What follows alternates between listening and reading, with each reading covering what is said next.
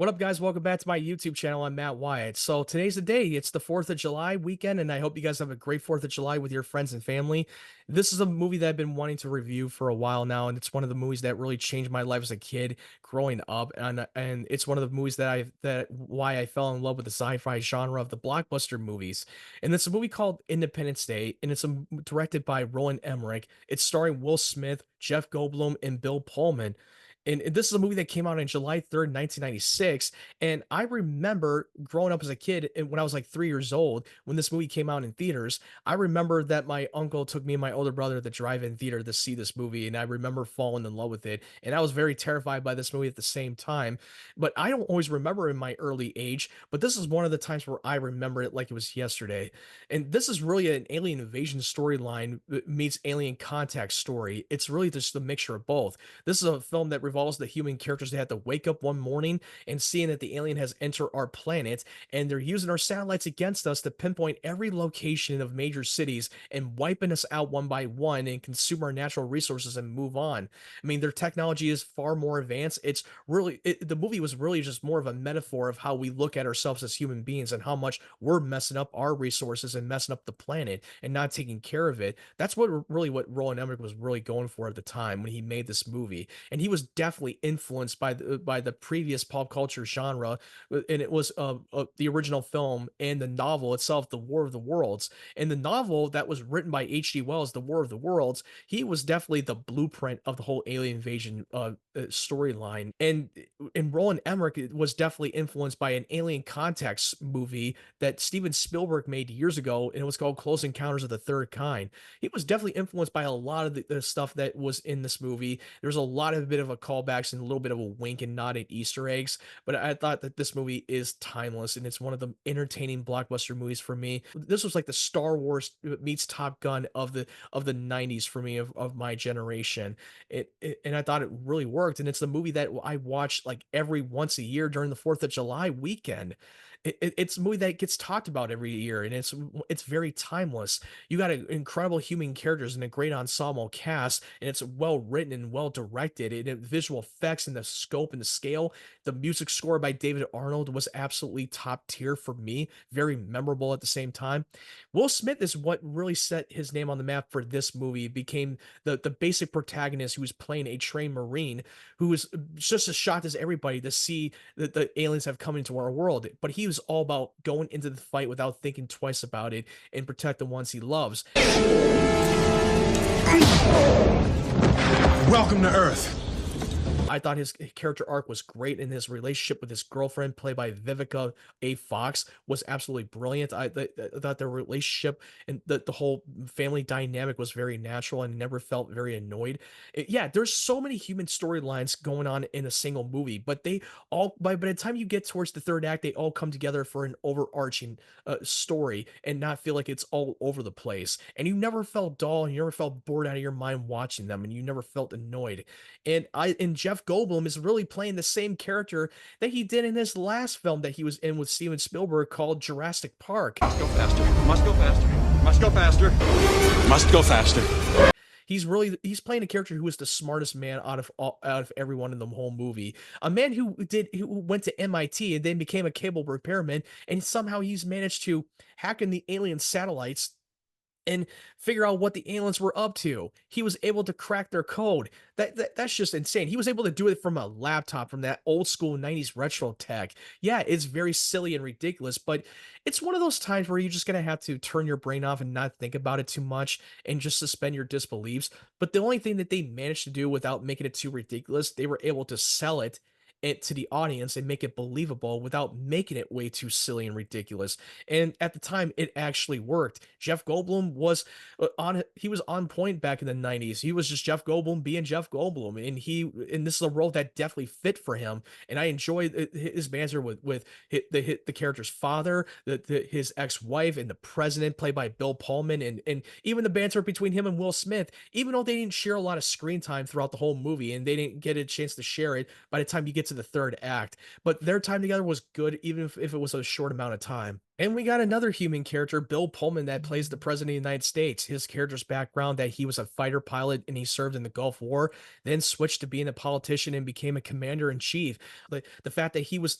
one of the people that was just as shocked as everybody when the aliens have arrived, and he was totally unprepared, especially the people that worked with him, including the general. They were so unprepared and very defenseless against them.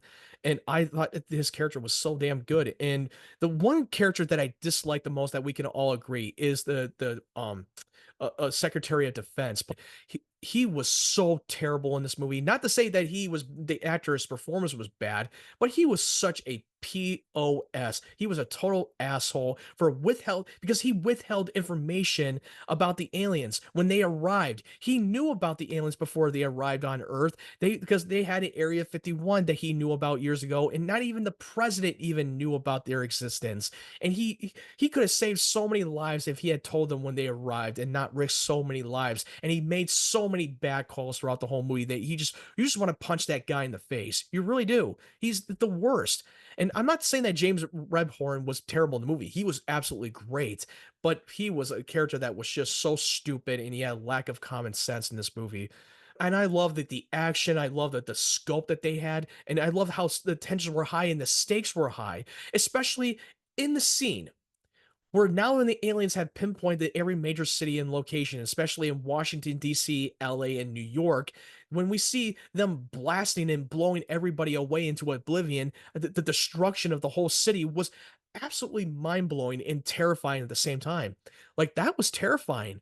The way that he was able to pull off that major disaster sequences, that was just mind blowing to me. Yeah, it had a little bit of a CGI sequences, but the tricky thing is that how he made the effects more realistic is that he used miniature models to create the destruction of the city and making it more realistic as possible. Kind of the same thing that James Cameron did in Terminator 2 Judgment Day when Sarah was having a nightmare in the haunting of the nuclear destruction. He did the same thing by using miniature models making it the destruction more realistic. So yeah, Roland Emmerich did the same thing. And I remember watching it and I was like, oh my God, I was terrified. My heart was beating out of my chest, especially hearing explosions and the sound design.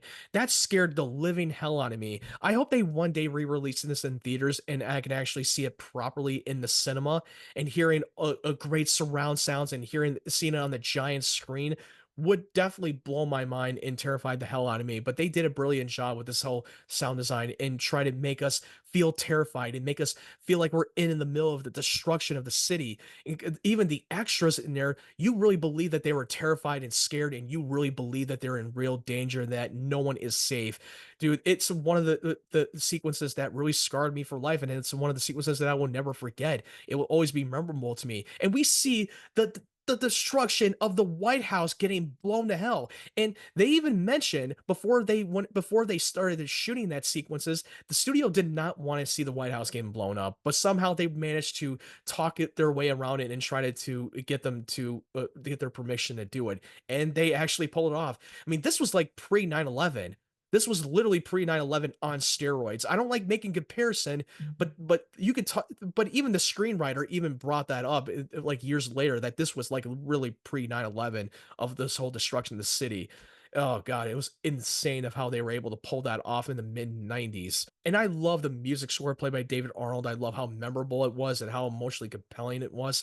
And we got another human character that is really more of the outcast and the laughing stock. And it's played by Rainey Quaid, who was once a fighter pilot and he served in the Vietnam War, and he's suffering through PTSD. And he really believes that he was kidnapped by a bunch of aliens and they probed him, and it really messed with his head, and he became a complete burnout, and he became an alcoholic, and he became a crop duster. And he also has kids of his own who doesn't want to have anything to do with him because he's so washed out. The only negative I have is that I wish that his kids were a little bit more developed in the movie. They felt very one-dimensional. But you know what? I'm willing to get past that because you already got so many things going on in the single movie in a 2 hour and a half a runtime.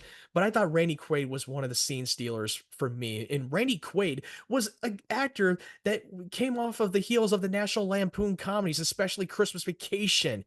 And he was able, and he had one scene where he finally got a redemption arc in this movie where he actually goes out into the fight with the rest of the troops to fight the alien, and he makes an ultimate sacrifice when his missile got jammed, and the only way he can be able to stop it is now to make a sacrifice and take him out with them. His one line where he actually gets to like basically like get and tell him to go up yours, and he says the iconic line, "Hello, boys, I'm back." Hello, boys! I'm back!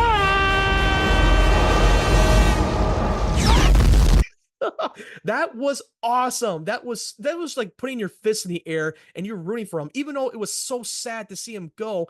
But he did the most heroic thing out of all of them, and he made his own sacrifice to defeat the ship. And I thought it was great. Now, going piggyback on the second act of the film after the destruction of the cities, Will Smith and his fighter team is going off into the fight and unprepared. They find out that they are shield protected and no one is safe. They had no idea that these missiles were not making a dent. And it was crazy of how they were able to pull off that aerial combat sequences. That was literally Star Wars sequences. This was literally seeing the X-Wings go into the trench run and try to destroy the Death Star. That's what it felt like watching this movie. And they did not held anything back about the body count, especially when you see people getting blown to hell every left and right. They increased the stakes a lot higher and higher, and I thought they did a great job of executing it. I loved the actor Brent Spiner, which you may have remembered him that he played in Synthetic Android in Star Trek: The Next Generation series and the films. He's playing one of the scientists from Area 51, and you start to see that him and his crew don't really go out much. They spend their time in the lab studying these aliens and studying the ship and what they're capable of. You can tell how much he really loves studying aliens and what they are. And I thought his presence was so good, even though his comedic timing was so poorly unsubtle, like very unsettled.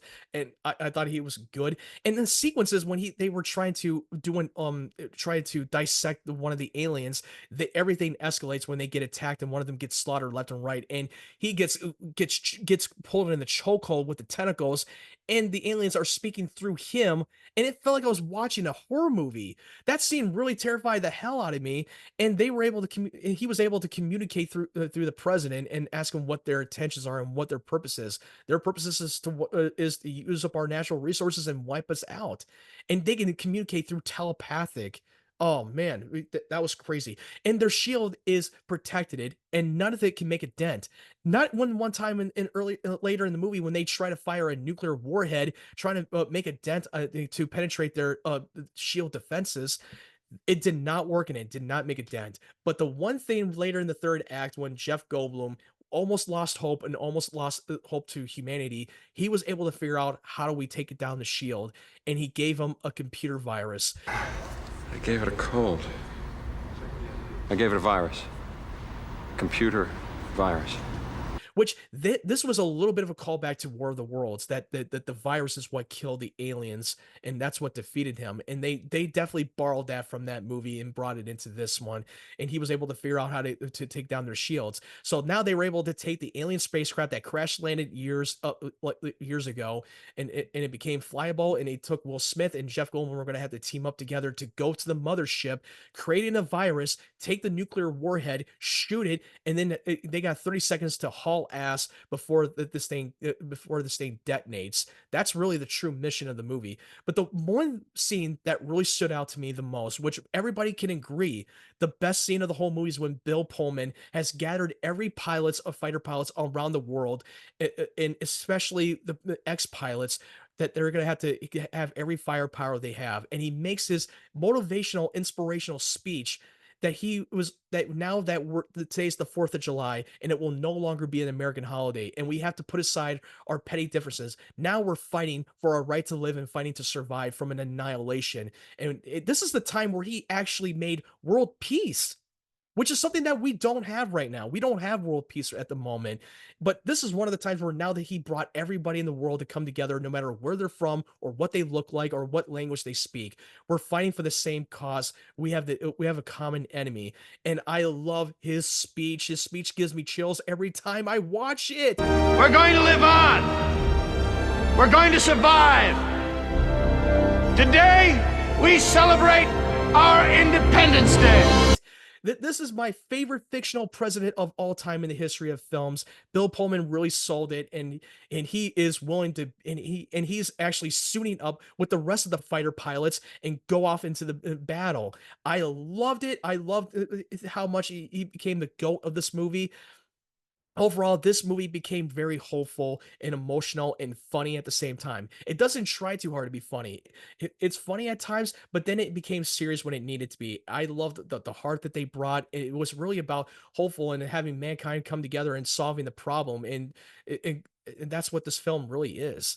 And after watching that film, it made me feel very hopeful, and it brought a big giant smile on my face. And I felt so inspired watching this movie. Sure, it can be a little bit of ridiculous at times, and some people might consider this as a guilty pleasure, which I don't agree. This movie is easily a 10 out of 10. This is a masterpiece. If you have not watched Independence Day, I don't know what you're doing with your life. This movie is great. I think that this is a timeless, all-time blockbuster classics. I highly recommend checking it out if you haven't already. Now, what did you think of Independence Day? Are you on the same page with me? Did you really love it? Do you consider this as a masterpiece? Or were you someone out there that did not like the movie? I would love to know your take in the comment section below. Leave me your thoughts down below. And if you like this video, make sure you leave a like. I appreciate you guys watching my video. Thank you so much. My goal is to reach 500 subscribers, so make sure you hit that subscribe button for more of my content, and make sure you turn on the bell notification so you know when my video starts to come on. I hope you guys have a great day, great evening, wherever you're from. If you want to follow my social media links, the link tree will be down in the description down below. Thank you so much for watching. I hope you guys take care.